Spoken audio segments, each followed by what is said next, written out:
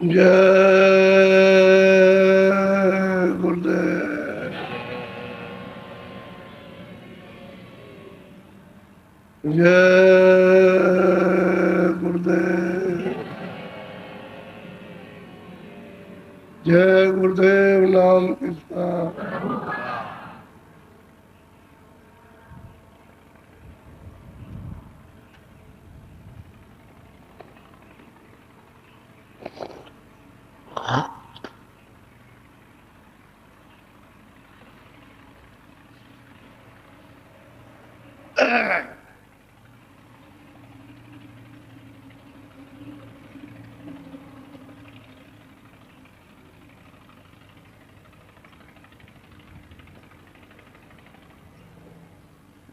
कल आपको उन महात्माओं का, महापुरुषों का बताया जिन्होंने अपने गुरु के द्वारा, गुरु की कृपा से उस मालिक को प्राप्त किया।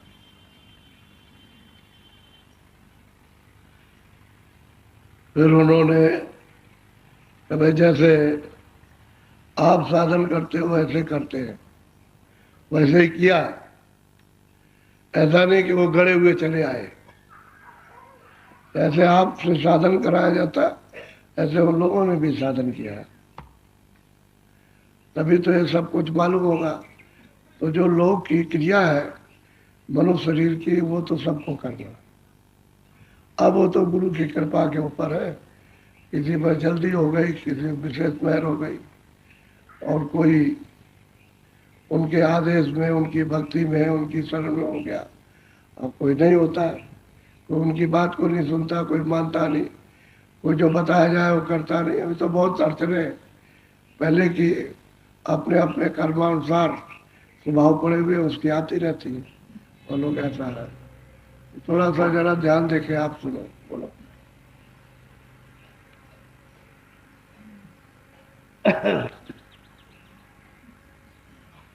संतन की गति कस कस गाऊं, अस कोई देखी पर नहीं ठाऊं। अब गोस्वामी महाराज कहते हैं भाई संतों की महिमा किस प्रकार से, किस विधि से गाई जाए, क्योंकि उनके गाने के लिए कोई चीज तो है नहीं है। इसलिए अगम अगोई, अगम है और कोई कह नहीं पाता, कह नहीं सकता, ऐसी उनकी महिमा संतों की। बोलो। मोरी मत नीची माहुर सींची, शांत चरण की लार। अब कहते हैं कि मेरी मति बहुत, मतलब है ओछी थी, मति बहुत गंदी थी। जैसे दही में मट्ठा मिल जाता तो घी नहीं निकलता, कहते हैं कि इसी तरह से मेरी मति चारों तरफ फैली हुई थी। लेकिन बस ये था कि संत चरण उनकी लार में हो गया, उनकी शरण में हो गया। तो एक ही निशाना कि बस इन्हीं की शरण से काम बनेगा, दूसरा और कोई काम अपने बल पर उससे तो कुछ नहीं बन सकता। जब हम कुछ साधन कर रहे हैं, कुछ विवेक विचार कर रहे हैं, कुछ ये कर रहे हैं, उससे कुछ नहीं। बस कहते हैं कि भाई संत चरण, एक ही आधार पकड़ा। बोलो। कर मन की मैली बिसरस फेरी, शांत चरण चित जाई बसी। कहते हैं कि भाई कर्मों में हम लिप्त थे, अपने को आप कहते हैं, और विषयों का आहार करते थे। अब ये तो सब उन्होंने कोई चीज छोड़ी नहीं है। अब उतनी उम्र में क्या विषयों का आहार करेंगे। ये तो सोचते हैं कि 15-16 साल में क्या विषयों का आहार होगा।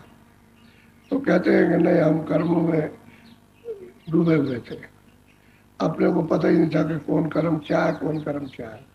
और विषयों का, इंद्रियों का आहार ये बस इतना था कि संत चरण, बस संतों के चरणों को उसका आधार था कि उनके सहारा, और किसी का कोई सहारा नहीं। बोलो। मति अतिरंका मन ने शंका, बिसरस कस की धार। अब वो अपने अपने को बताते हैं कि भाई हम शंका के समुद्र हैं, विषयों का आहार करते हैं, जैसे नदी बह रही है ऐसे विषयों का आहार करते हैं और शंका में डूबे हुए, और फिर विश्वास नहीं होता है, प्रीत भी नहीं है, प्रेम भी नहीं है, हाथ और बात भी नहीं है। कहते हैं सबसे अपने को इतने छोटे ये आहार करते हैं। कोई ये समझेगा कि भाई उन्होंने कुछ संतों के चरणों में कुछ तो माफी मांगी नहीं होगी, कुछ तो जुग जुगान की माफी, जन्म जलमांतर होगी, जितने बार जल में होंगे वो सब माफी मांग रहे थे। हम तो ऐसे थे, ऐसे थे जी। एक आधार संतों के चरणों।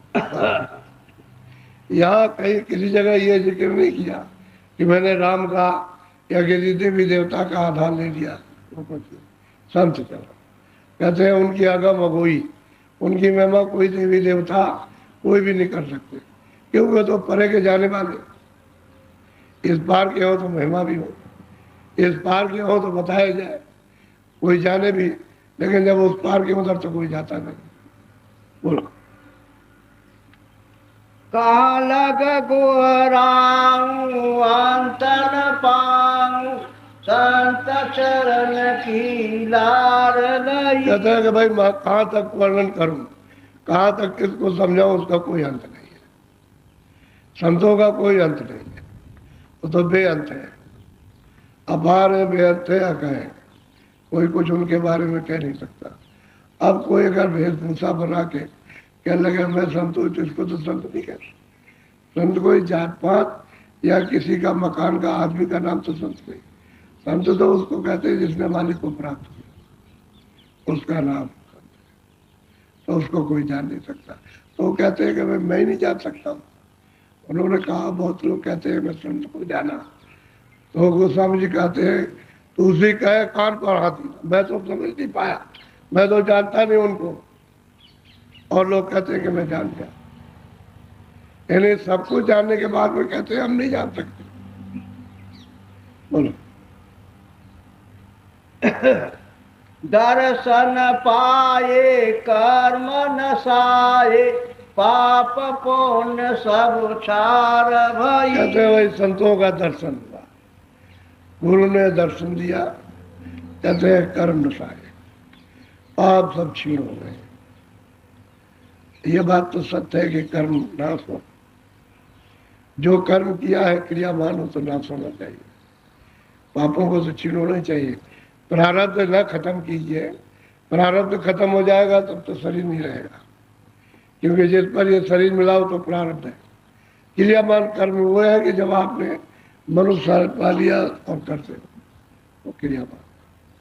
तो कहते हैं कि सब कर्म नसाए और पापों को सबको चीर कर दिया, तब जाकर के संतों के चरण लीन होता है। अब वो अपना आधार सब कुछ बता रहे कि बगैर उनके मिले हुए पाप नाश नहीं हो सकते, कर्मों का विनाश नहीं हो सकता, और दूसरा कोई कर नहीं सकता। योगी कर नहीं सकते, योगी जति और तपी सन्यासी तो कुछ कर नहीं पाएंगे, संत ही करते हैं। तो जब तक ये कहते हैं कर्म नाश हो, पाप छीन नहीं होंगे, तब तक ये जीव जा नहीं सकता, बंधन में रहेगा, क्योंकि कर्मों का ही तो बंधन है, इसी से तो देही मिलती है। जब कोई कर्म नहीं है तो देही क्यों, किस आधार पर देही मिलेगी जब कर्म ही नहीं। पाप और पुण्य अपने पास नहीं है तो वो कोई भी शरीर नहीं मिल सकता, तो वह सूरत यहाँ रह नहीं सकती, तो यहाँ से छुटकारा हो जाएगा उसका, क्योंकि पाप और पुण्य तो पृथ्वी का कर्म है, और पृथ्वी के कर्म किए नहीं तो यहाँ रहेगा नहीं। अब जब पाप पुण्य क्षीण हो गए, नाश हो गए, तब फिर मतलब यह है कि यहाँ नहीं रहेगा। और संतों ने कृपा कर दी, दया कर दी, उनके बगैर ये नहीं हो सकता। बोलो मोय निर्मल कीना दया निधि चीना ऐसे सिंध दरियावमयी। कहते हैं कि भाई मेरे ऊपर में उन्होंने कृपा दया, और कृपा के लिए समुद्र है। कहते हैं मेरे ऐसे जीवों पर उन्होंने दया कर दी, कृपा कर दी, उन्होंने अपना लिया। और कहते हैं कि जैसे नदी को समुद्र में मिला देते हैं उस तरह से उन्होंने समुद्र को सागर में मिला दिया, यानी पहुंचा दिया, जहां से आए थे वहां पहुंच गए। ये किसकी कृपा हुई? कहते गुरु की कृपा हुई। जो उन्होंने आज अंत प्राप्त किया वो सब गुरु की कृपा से किया। उन्हीं के गुणगान गा रहे हैं और कहते हैं कि मैं कह नहीं सकता कि मेरे पास कोई जवाब तो है नहीं, कोई कागज कलम तो है नहीं, इसलिए उनकी अपार महिमा है। कहते कोई नहीं कह सकता। पूरे हो जाते हैं तब भी गुरु की महिमा का वर्णन नहीं हो सकता। तेन की रज पावन तुलसिया पावन मो से अधम को धाम दई। अब कहते हैं कि भाई मैं तो इतना छोटा, इतना नीच और इतना अधम, और उन्होंने अपनी कृपा से चरणों में लगा दिया, और मैंने ऐसे छोटे जीव को और धाम दे दिया। ऐसी कृपा कर दी कि अपने निज धाम में पहुंचा दिया, अब अनामी पद में पहुंचा है। अब कोई ईश्वर पद तो है नहीं, कोई ब्रह्म का भी पद नहीं है, कोई पार ब्रह्म कहते हैं कि वो साराम पद पे, कहते हैं मुझ नीच को, छोटे को उन्होंने उस धाम में पहुंचाया। साफ साफ कह रहे हैं कैसी कृपा हो दया, वो तो कृपा की निधि है, सब खजाना है उनके पास में, और दया हो गई। यानी जो जिस पर दया नहीं कर सकता उस पर दया करके और निज धाम दिया। निज धाम यानी अपना धाम, जहाँ के वो है वो दिया। बोलो।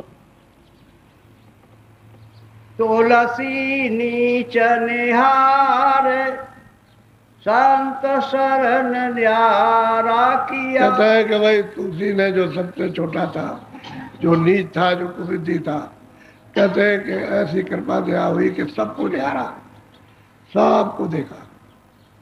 यहाँ भी देखा, स्वर्ग में कुंड भी देखा, ब्रह्म और पार ब्रह्म भी देखा, ब्रह्मांडों को भी देखा, और कहते हैं कि अपने निज धाम था उसको भी देखा। ऐसी कृपा, ऐसी दया हो। कहते हैं सार का सार स्थान होने दिया, घर दे दिया। जहाँ से जीव आए थे जिस सागर से, उसी में जाके ले, और कहते हैं मुझको दे दिया, पार कर दिया। साफ साफ चिल्ला रहे कि मुझको पार किया। मऊ पुण्य उतरो पार संत चरण रज दूर। अब कहते हैं संतों की चरणों की रज लेकर के मैं भी पार, मुझे भी उतार दिया, मैं भी उतर गया पार उतर गया। कहते हैं वार पार, इधर से उधर उतरा, उधर से इधर आया। और तब उन्होंने शरीर में बैठ करके जब पार उतर गए तो लिख रहे हैं कि उनके चरणों की रज ने ऐसी दया कृपा जरा सी हो गई, पार उतार दिया। जरा इसी कृपा हो जाए, उतने में काम बनता है। तो हम लोग कृपा लेना जानते भी नहीं, पता भी नहीं, क्योंकि इस समय पर जीव बहुत मलिन हो गया, यानी कुछ पकड़ में नहीं आता।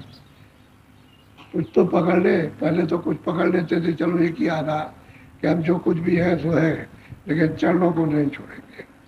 वो अगर पकड़ लेगा तो काम बन जाएगा। तो कहते हैं संत चरण की रज, उसकी दया कृपा हो गई कि मोह पर पार उतर गया, मैं भी उतर गया पार।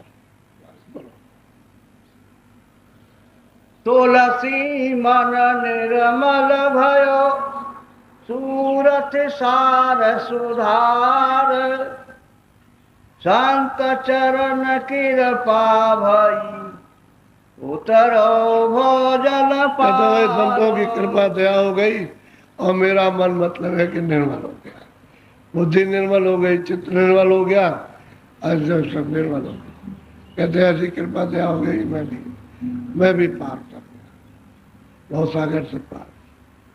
अब भवसागर जो है वो तो बहुत दूर तक है, यानी वापिस जन्म और मरण उसको कहते हैं भवसागर। जहाँ टिकाव ना हो उसका नाम भवसागर।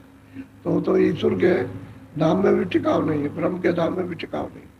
वहाँ कारण शरीर है, वहाँ सूक्ष्म शरीर है, स्वर्ग में कुंड में लिंग शरीर है, मृत्युलोक में स्थूल शरीर, कहीं भी टिकाव नहीं है, बस थोड़ा थोड़ा ज्यादा है।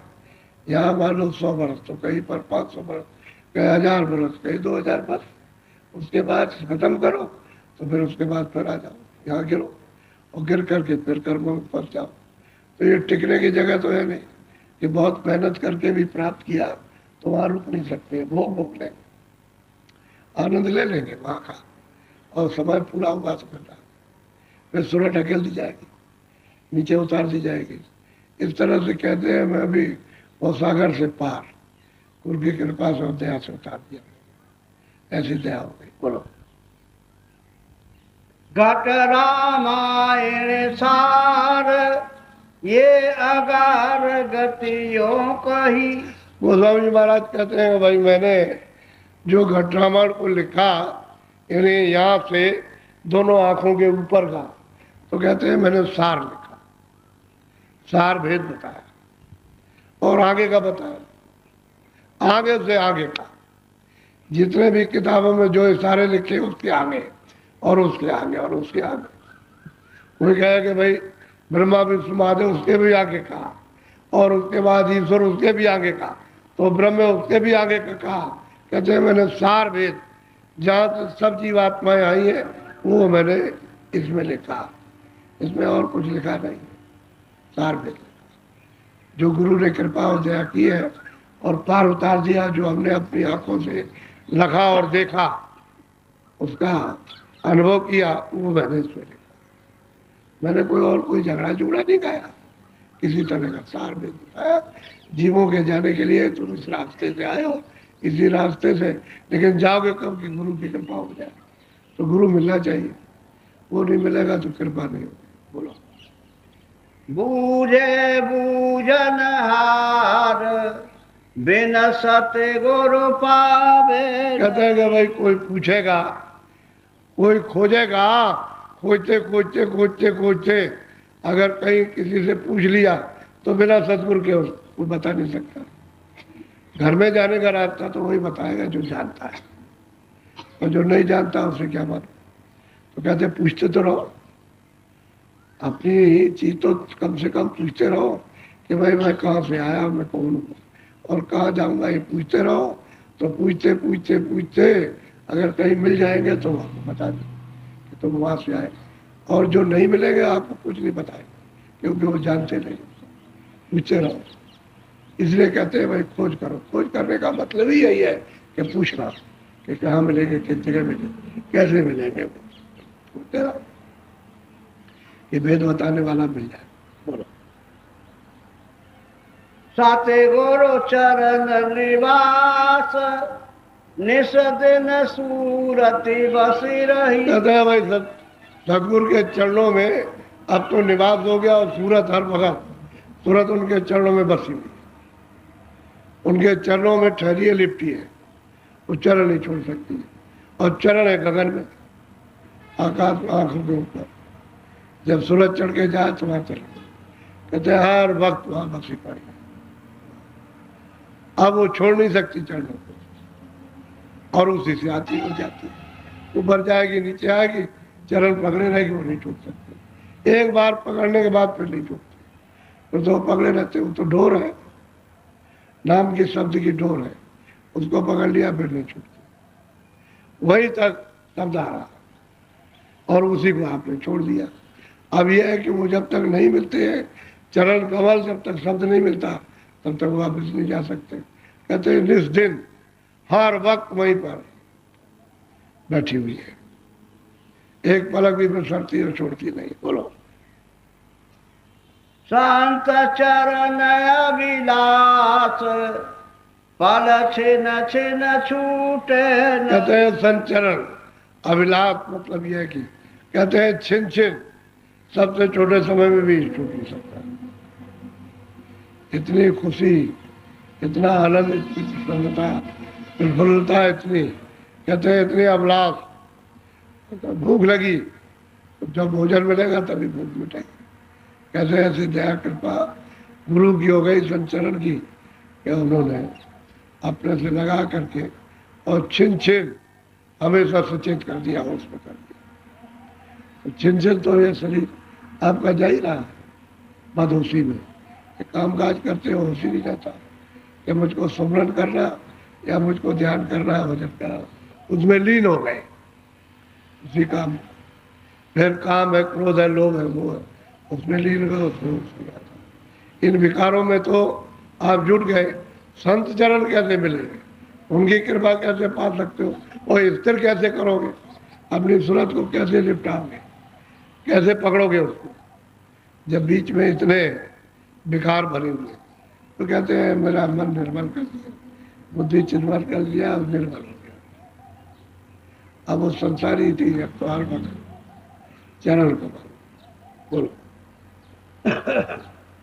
घट रामायण माही अर्थ वेद अंदर सही। कहते हैं कि भाई मैंने घट रामायण में सब भेद मैंने बताया, सबका भेद बताया, योगियों का, जतियों का, सन्यासियों का, एगोसुरों का, ब्रह्मा का, विष्णु का, शिव का, ईश्वर का, ब्रह्म का, पार ब्रह्म का, सबका भेद घट रामायण में सबका था।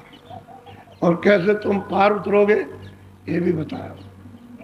कहते मैंने सब कुछ कहा, मैंने बाहर कुछ नहीं कहा, न कोई राम की कथा कही, न कोई सीता की, न कोई रावण की कथा, मैंने तो सब अंदर का भेद लिखा, मैंने कुछ नहीं। और उस रामायण में भी यही लिखा, उसमें भी कहते हैं रामचरित मानस में मैंने यहाँ का कोई भी कुछ नहीं लिखा, मैंने तो ब्रह्मांडों का सब लिखा। अब जो उधर जाता आता हो वो तो समझेगा, जो उधर नहीं जाता, उधर नहीं देखता, वो रामायण को और इसको क्या समझ सकता, कुछ नहीं समझ सकता, कुछ जानते ही नहीं कि जीवन चरित्र क्या था और पहले कैसे थे और क्या करते थे, कुछ नहीं जानते, किसी को नहीं मालूम, बस वो पढ़ दिया किताब को, बस कथा वार्ता होने लगी, बस।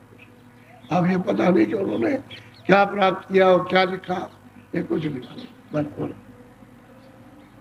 रावण लंका राम यह काम गति ना कही। कहते हैं भाई वो लंका जो रावण की है यहाँ पर, और राम जो मतलब है कि दशरथ के पुत्र थे, मैंने ये नहीं कहा, मैंने इसको नहीं कहा। वो तो लंका और राम दूसरे हैं, वो तो ब्रह्मांड में, वो लंका तो ब्रह्मांड में, यहाँ नहीं। इन राम और रावण के बारे में हमने कुछ नहीं कहा, न लड़ाई के बारे में, न राम के बारे, न उसके बारे में, न सीता, न कैकेयी, न भरत, न शत्रुघ्न, न कुछ नहीं। ऊपर में मैंने ब्रह्मांडों का सोचा, और ऊपर में जो है उसकी छाया है बस।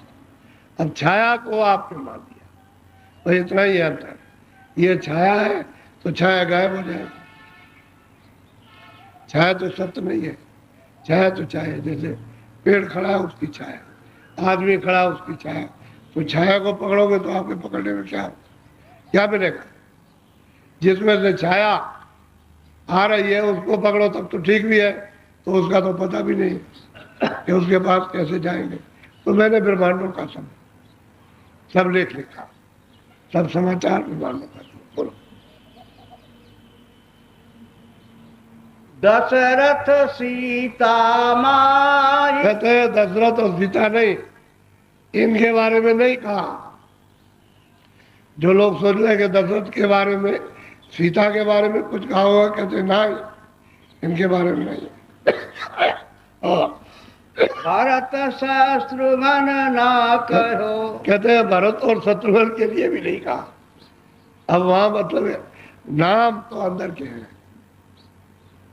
अब वो अंदर के नाम जो ब्रह्मांडों में है, उन नामों को लिया तो आपने यहाँ जो नाम रखा उसको मान लिया कि ये सीता। सीता तो जब आई थी तो उसका नाम नहीं था, तब तो नहीं था, फिर नाम आपका रख दिया कल्लू, आपका नाम लल्लू रख दिया, आपका नाम रमेश रख दिया।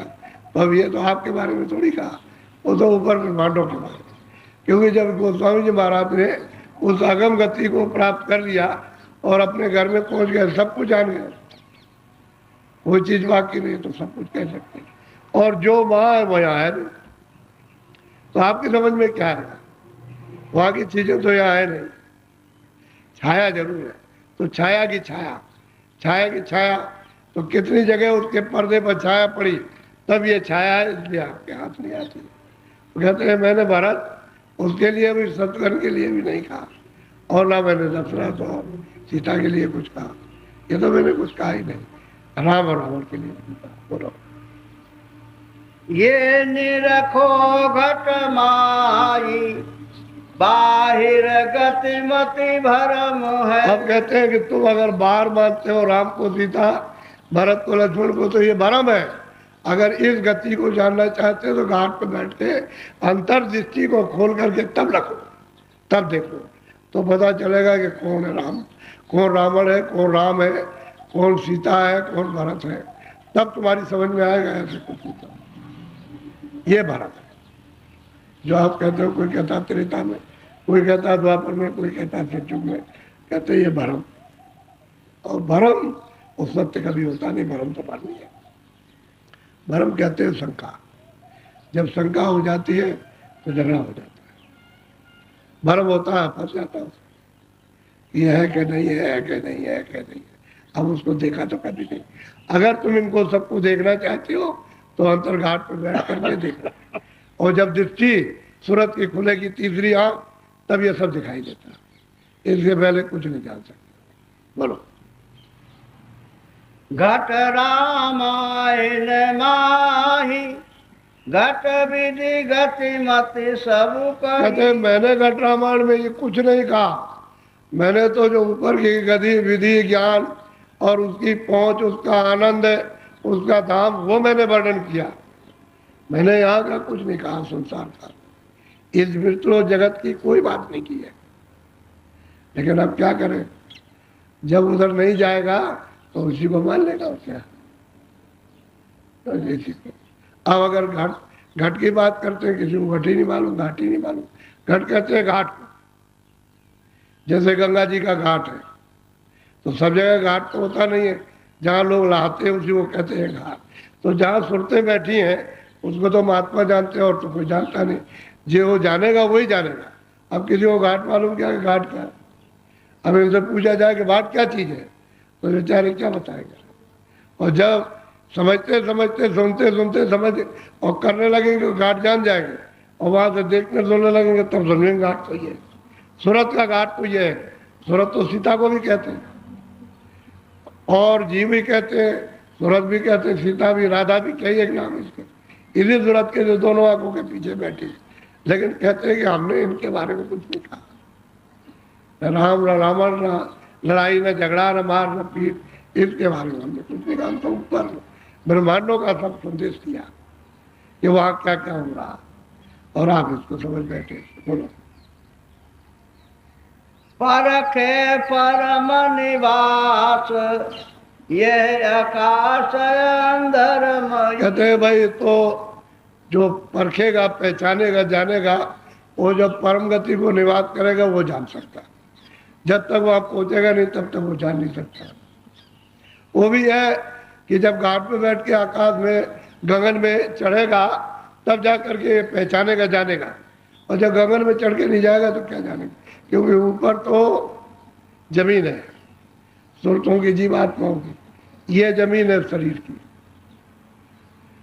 इसका शरीर का आकाश ऊपर और सुरतों का आकाश नीचे। ऊपर जमीन है, नीचे आकाश है, नीचे जमीन है, ऊपर आकाश है। ये शरीर का आकाश कि भाई ऊपर आकाश, और सुरतें बैठी है तो मतलब ये उनकी जमीन ऊपर। असली बात ये कि उल्टा खेल है। तो गगन में जब जाए घाट पर बैठ करके, तब तो कुछ निरखना शुरू करें, देखना।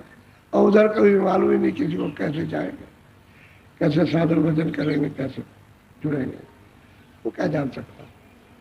तो ऐसा ही है कि किसी के सामने चिल्लाते रहो, उसे मालूम नहीं हो क्या जा रहे थे। ऐसे बैठा हुआ, यदि बच्चे को बैठा दे स्कूल में, मास्टर पढ़ाता, उसे क्या पता चलेगा ये क्या पढ़ा, और ये क्या पढ़ रहा, तो उसको कुछ पता ही नहीं क्या पढ़ रहा और क्या पढ़ा रहा। देखो ऐसे ही महात्माओं का उपदेश कि वो क्या कह रहे हैं, कहाँ ले जा रहे हैं, क्या बता रहे हैं, दूसरा बैठा रहे तो पता क्या, क्योंकि उसकी समझी के बाहर। बोलो। रामन राम भेद समझाई रामायण सब घट विधि गाई। कहता भाई राम और रावण का जो भेद हमने वर्णन किया वो घाट किया, घाट के ऊपर राम और रावण, उसका भेद हमने कहा। हमने दशरथ के पुत्र का और दशरथ का अयोध्या के मतलब यह है कि निवासी राम, मैंने इसके बारे में कुछ नहीं कहा। अब लोग न जानेंगे तो मतलब ये क्या करें। जब इन्होंने रामायण को लिख दिया, तो जब उन्होंने इसका तो विरोध कर दिया, जो घट का ब्रह्मांडों का हाल लिखा, जो असली वेद लिखा हो तो उसका तो विरोध। और उन्होंने ऊपर की छाया, जब उसका वर्णन किया तो यहाँ छाया, तो छाया को आपने पकड़ा, बस गाना गुना होने लगा, कीर्तन करने लगे, कथा वार्ता, अब उससे रोजी रोजगार चलने लगा, उससे खुश हो गया। आपको आत्म कल्याण से क्या मतलब, पेट कल्याण से मतलब है, तो पेट भरा अपना बस, और बस समय पूरा हुआ हो गए खानों में, चारों खानों में चले गए, लौट के कौन आता है। अब ये गति किसी को मालूम नहीं है, तो कहते हैं कि भाई मैंने रावण के बारे में तो मैंने घाट में बैठ करके ऊपर देखा, वो कहा, मैंने बाहर कोई बात नहीं की है। संतान की गति अगमय गोई, अगम निगम घर सूरत समोई। कहते हैं कि भाई संतों की गति अगम अपार है, उनकी पहुंच, उनका ज्ञान, उनकी शक्ति वो कोई नहीं जानता। कहते हैं कि अगम निगम उसको नहीं जान सकते हैं, तो बताओ फिर और कौन जानेगा।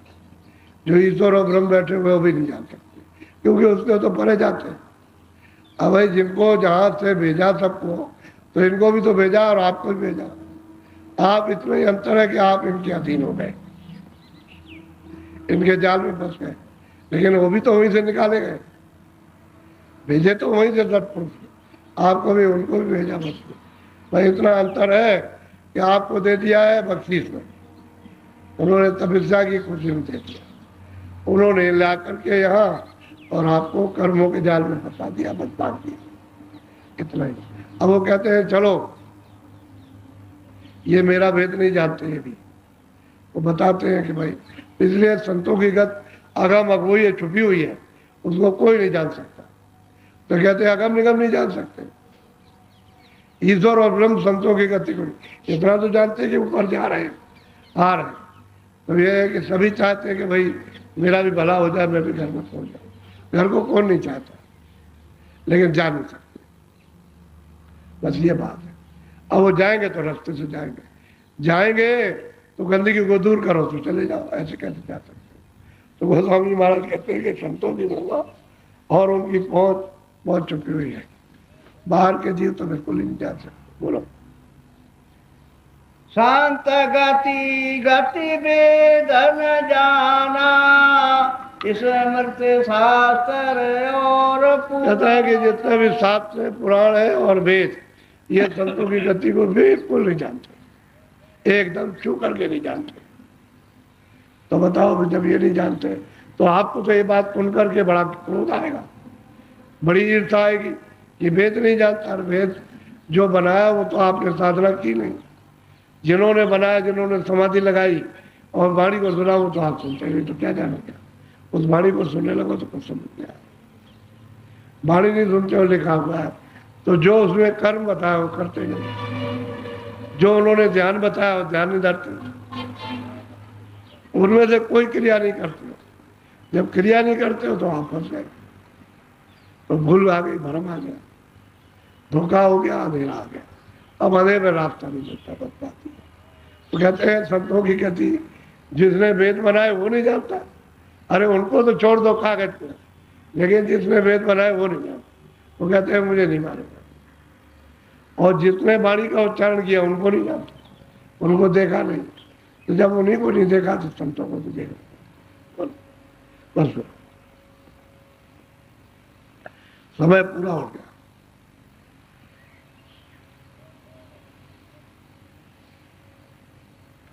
बोलो जय गुरुदेव।